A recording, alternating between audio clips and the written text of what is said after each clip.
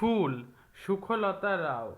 অনেক অনেক কাল আগে যখন মানুষ জন্মায়নি তখন পৃথিবীতে ফুল ছিল না, মাটির ওপর ছিল কেবল বড় বড় ঘাস আর পাতা গাছ। আলো এসে ফুলদের খুঁজে খুঁজে যেত, বাতাস পাতা শুকে শুকে চলে যেত। হাই, ফুল নেই। এক রাতে ফুলপরীরা নেমে এলো পৃথিবীর পাতা ভরা বাগানে। তাদের দেশে নাকি অনেক ফুল।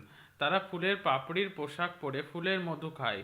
পরীরা বলা বলি করলো, আচ্ছা, এমন চমৎকার জায়গায় ফুল নেই, চলো আমরা ফুল নিয়ে আসি।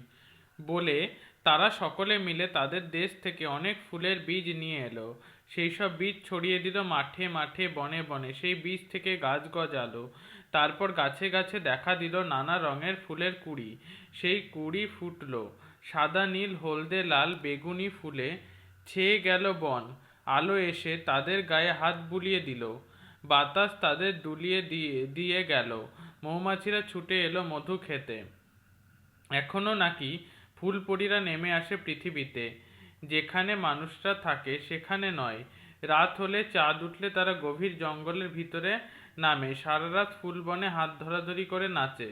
ভোর না হতে চলে যায়। সকালবেলা সেখানে গেলে নাকি দেখতে পাওয়া যায় তাদের পায়ের চাপে ঘাস শুয়ে পড়েছে। কেউ দেখেছে? কেউ দেখেছো?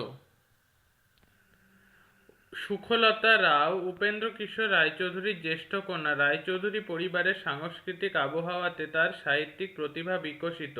ইংরেজি ও বাংলা দুভাষাতেই বহু বই লিখেছেন। তার আরও গল্প, খোকা এলো, বেরিয়ে, নতুন ছড়া প্রভৃতি বই বাংলা শিশু সাহিত্যের সম্পদ।